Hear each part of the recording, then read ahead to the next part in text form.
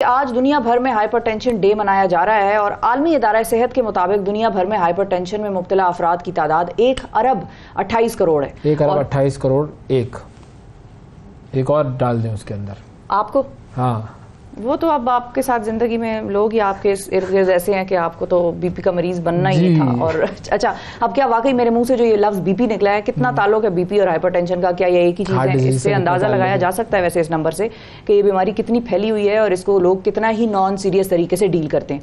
World hypertension day मनाने का मकसद ये है कि इसके बारे में अवेयरनेस फैलाई जाए और जहनी तनाव और परेशानी की वजह से यह हाई ब्लड प्रेशर और इसके नतीजे में दिल के दौरे की खतरात बढ़ जाते हैं, इनको कम करना जो है वो मकसूद है आज के हमारे सेगमेंट से। हमारे साथ डॉक्टर बिलाल मुस्तफ़ा साहब मौजूद हैं, कार्डियोलॉजिस्ट हैं शिफा इंटरनेशनल में। अस्सलाम वालेकुम डॉक्टर साहब। वालेकुम सलाम मैडम। सर, ये बीपी और hypertension is it one thing और डिफरेंट? देखिए, ब्लड प्रेशर जो है ना, दैट इज वो तो जिंदगी का एक जुज़ है। आई मीन वो एक मैंडेटरी चीज़ है, जब से इंसान पैदा हुआ है जब तक मर रहा है blood pressure is there. Problem blood pressure नहीं है, ब्लड प्रेशर की एक्सट्रीम्स ऑफ बोथ एंड्स है। लो होना और हाई होना is a problem.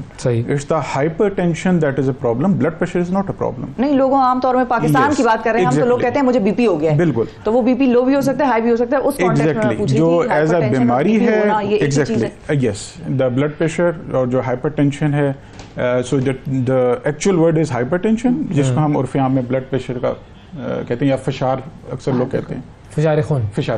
It's the same thing. तो ये हाइपरटेंशन बुनियादी तौर पर कैसे हो जाती है? देखिए, ब्लड प्रेशर की बहुत सी वजूहात हैं, ठीक है। एक जिसका भी आपने इंट्रो में जिक्र किया, द स्ट्रेसेस एंड टेंशंस, और जो आजकल आप देख रहे हैं एनवायरमेंटल फैक्टर्स अलॉट। देखें, ब्लड प्रेशर की 3 बेसिक रीजंस आती हैं जब हम उसको देखते हैं। एक तो होती है जिसको पुराने ज़माने में कहा जाता था एसेंशियल हाइपरटेंशन के, जी जिसकी कोई रीज़न नहीं समझ आती। वो आप कह लें डॉक्टरों की नालायकी है बेसिकली, कि रीज़न ही नहीं समझ आएगी, वरना रीज़न इज़ ऑलवेज देयर, ठीक है। जो दूसरी चीज़ होती है जिसको हम कहते हैं सेकेंडरी हाइपरटेंशन, या किसी वजह से कुछ, अमूमन किसी को 35 साल से कम उम्र में अगर ब्लड प्रेशर हो तो हम हमेशा उसके बारे में सोचते हैं कि कुछ और आपकी जिस्मानी बीमारियां ऐसी हैं जिनका फेस फैक्टर ब्लड प्रेशर की सूरत में आता है, बीमारी कुछ और होती है। It can be a tumour, it can be like गुर्दों की बीमारी हो गई, फेफड़ों की बीमारी हो गई, दिल के अपने रगों के मामलात ऐसे होते हैं जिनके, तो उनको हम कहते हैं सेकेंडरी कॉजेज। और तीसरी एक जो सबसे इंपॉर्टेंट है पाकिस्तान में स्पेशली, प्रेगनेंसी इंड्यूस्ड हाइपरटेंशन, जो दौरान हमल होती है और हमल के बाद अक्सर ठीक हो जाती है और लोग समझते हैं ठीक हो गई, जैसे दौरान हमल शुगर। एग्जैक्टली। तो अब इनका रिस्क ये होता है, ये सही हो जाती है, ये सही नहीं होती। नहीं, वो भी सही हो जाती है, वो मास्क हो जाती है, सही नहीं होती। 8 से 10 साल बाद वो फुल ब्लोन तरीके से आती है। तो वो कई दफा माएँ जो है ये समझती हैं कि भाई हुई थी, ठीक हो गई, अब उसके बाद केयर करने की जरूरत। तो क्या ये जो हाइपरटेंशन प्रेगनेंसी में होती है, क्या वो भी 8 से 10 साल बाद दोबारा आ जाती है? बिल्कुल। इसका मतलब है आपको इसने एक इंडिकेशन दे, एक स्पार्क आपको दे दिया ना, जैसे आप कहते हैं एक लाइट जो उसने झपका दे दिया है, तो यू ऑलवेज गेट, यस, आप बता देते हैं यार कुछ, I need to check on it. मैं ये तो नहीं कर सकता कि उस पर आप बिल्कुल मट्टी पाव वाला हिसाब तो नहीं कर सकते ना, so you have to be very careful. तो इन दोनों सूरत हाल में ये, तो कोई ऐसी कोई चीज़ जिससे आपको पता चला कि सिम्टम्स ऐसे हों कि जिससे आपको अंदाजा लगे कि इस शख्स को हाइपरटेंशन या? देखिए, प्रॉब्लम ये है शुगर और ब्लड प्रेशर दोनों के साथ कि लोग अक्सर समझते हैं कि शायद ब्लड प्रेशर होगा तो हमें कुछ ना कुछ अलामात आएंगी। हाँ, मतलब कुछ अंदर कुछ होगा। लेकिन हम देखें, हम हमेशा कहते हैं कि ब्लड प्रेशर और शुगर जो है दीमक की तरह चाट जाता है। उसकी वजह यह कि दीमक आपको पता ही नहीं चलता। अगर इस डेस्क को दीमक लगी हुई है तो अनलेस आप इसके ऊपर लोड डालेंगे तो बोलेगा ना, दूर से तो सब चीज चमक रही है, अंदर ही अंदर खा जाएगा। एग्जैक्टली। तो ब्लड प्रेशर भी जो है ना, आपको इस तरह की अलामात नहीं, अक्सर लोग समझते हैं आज सर दर्द हो रहा है, जिस्म थका हुआ है, ब्लड प्रेशर। कौन सी एज में ये नजर आना शुरू होता है? पहले जमाने में तो 18 प्लस। अब दुनिया भर के अंदर जो रिकमेंडेशन है वो ये कि 18 से ऊपर उम्र के, पहले अमूमन कहा जाता था बुढ़ापे का है, ठीक है, पहले अमूमन। लेकिन आपको मैं आपको स्टैटिस्टिक्स अगर मैं शेयर करूं पाकिस्तान का, हालांकि पाकिस्तान में डाटा कोई नहीं होता, लेकिन लेट से इनका जो भी डाटा है 18 से लेके 40 ईयर्स ऑफ एज तक ऑलमोस्ट 25% लोग हाइपरटेंसिव है। अच्छा। और 40 प्लस 35% है। ये अब हमारा डाटा नंबर है, आई थिंक कराची का डाटा है, एंड आई थिंक पिछले 2-3 साल का डाटा है। It's a big number. Karachi में तो वैसे ही हाइपरटेंशन के जरिए मरीज ज्यादा होंगे। तो खैर आपके इस्लामाबाद में और ज्यादा हो गए हैं जिस एरिया में आपका ऑफिस है, लेकिन I mean a lot of things are there, उसमें स्ट्रेस का भी रोल है। इससे बचने का कोई तरीका नहीं है? फॉर इंस्टेंस, जैसे अब आप देख रहे हैं कि जैसे हमने कहा कि भाई स्ट्रेस ना लो, ये कहा जाता है, तो स्ट्रेस ना लो, is it easier said than done, या ठीक है हो सकता है? ना आए आपको?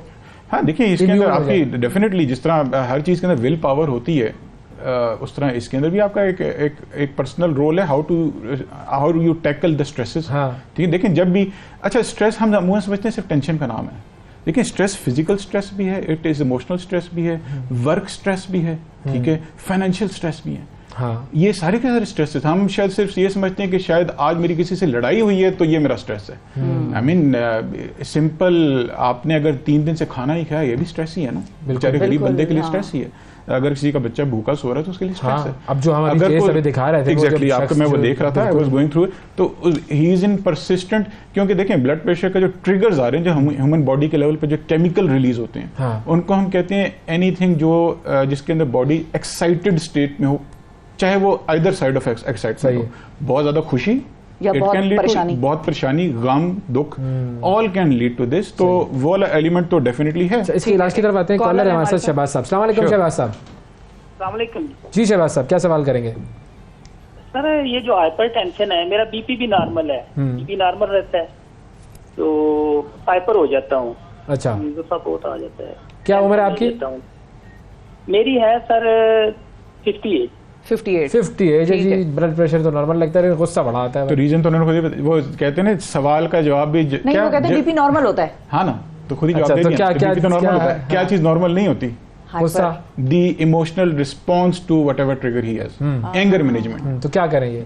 एंगर मैनेजमेंट, कंट्रोल करें, एंगर मैनेजमेंट, ठंडा पानी पिएं। अगेन देखें, ये कोरिलेट कर रहे हैं, ये लिंक अप कर रहे हैं कि मेरा जो, क्योंकि गुस्सा जो आ रहा है वो मेरा ब्लड प्रेशर की वजह से शायद आ रहा है, लेकिन ब्लड प्रेशर तो नॉर्मल है। इसका मतलब है हाइपरटेंशन तो ना हुई, सही, ठीक है, हाइपर हुए। हाँ, तो all you need is, I mean इसके अंदर आपका साइकोलॉजिकल एलिमेंट भी आता है और just the will power.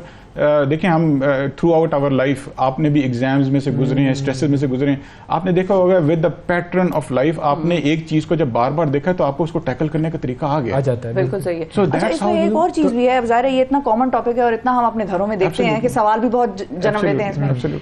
Hypertension यानी कि ब्लड प्रेशर का ज्यादा होना, इससे नुकसानात बॉडी को over the year, short term long term क्या क्या हो रहे होते हैं? दोनों हैं। वो क्या क्या है? शॉर्ट टर्म भी हैं, लॉन्ग टर्म भी हैं।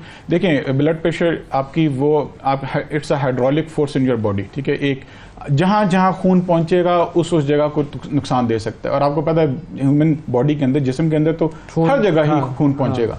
तो जो मेन ऑर्गन्स हैं जिसमें बिनाई का मुतासर होना, गुर्दों का मुतासर होना, दिल, दिमाग, आपकी जो नर्व्स हैं, आपकी जिनको पेरिफेरल आर्टेरियल डिजीज जिसको हम कहते हैं, आपने देखा होगा गैंग्रीन्स बन जाना, या जो हाथ पैर ज़ाया हो जाते हैं, बिल्कुल ब्रेन हेमरेज, स्ट्रोक, ये बड़े बड़े ऑर्गन्स हैं जो वाइटल ऑर्गन्स हैं जिन पे लाइफ डिपेंड कर रही है, तो इनका डैमेज सबसे पहले होता है। वरना अदरवाइज तो ये हर लेवल पे आपको खराबी कर सकता है, और यूजुअली ये लॉन्ग टर्म होता है, मतलब जिसको कहते हैं क्रॉनिक, 10-15 साल अनकंट्रोल ब्लड प्रेशर ये प्रॉब्लम्स करेगा। एक्यूटली कहाँ कर सकता है? किसी को हार्ट अटैक हुआ है, ब्लड प्रेशर ज्यादा हुआ है, उसको फौरी तौर पे काम खराब करेगा। ब्रेन हेमरेज हुआ है, ब्लड प्रेशर ज्यादा हुआ है।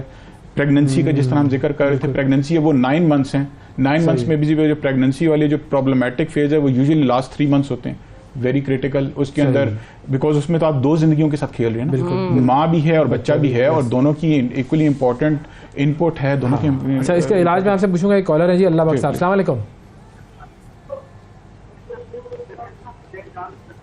टीवी ऑन है जी, अल्लाह साहब आप टीवी बंद करके कॉल कीजिए। बंद करके कॉल करें भाई, बहुत शुक्रिया। ठीक है जी। जी अच्छा, इलाज कैसे होता है इसका? देखिए इलाज के अंदर 2-3 मुख्तलिफ एलिमेंट्स आ जाते हैं। बीइंग डॉक्टर हम लोग शायद डायरेक्ट जंप अक्सर कर जाते हैं कि सीधा आप दवाइयों के ऊपर जाएं, वरना जिसको कहते हैं लाइफस्टाइल चेंजेस या मेडिसिन के बगैर इलाज, जिस पे यूजुअली लोग एकदम से खुश हो जाते हैं दवाई के बगैर इलाज करें, उसमें डाइट भी आती है, उसमें लाइफस्टाइल। देखें वर्ल्ड वाइड जो main triggers of blood pressure है, स्मोकिंग, अब ये आपके कंट्रोल में ना करो। आप अगर सिगरेट छोड़ते हैं तो स्ट्रेट अवे आपका 5 से 10 मिलीमीटर तो वैसे ड्रॉप हो जाता है। ओके, ठीक है। अगर आप वेट अगर ज्यादा है और आप for every 10 kg weight loss you drop your blood pressure by almost 10। सही, ठीक है। आप फिजिकली एक्टिविटी शुरू करते हैं, और वो कोई ज्यादा भी नहीं है, आप ये नहीं कहेंगे आप ट्रेल 5 पे जाएं, it's a 30 minutes walk, 30 minutes walk 2 kilometre, कोई लंबे चौड़ी बात नहीं। 2 किलोमीटर 30 मिनट वॉक करना, या हफ्ते में 150 मिनट वॉक करना आपको वो कम कर देता है। डाइटरी अंदर हम लोग अक्सर कहते हैं जी नमक कम खाएं। जो चीज़ हम मिस कर जाते हैं वो ये है पाकिस्तान के अंदर ये जो आपका तंदूर पे रोटी लग रही है है। ना, और जो आपका सारा बेकरी प्रोडक्ट है, इट्स ऑल बेकिंग सोडा। हाँ बेकिंग सोडा है ही सोडियम।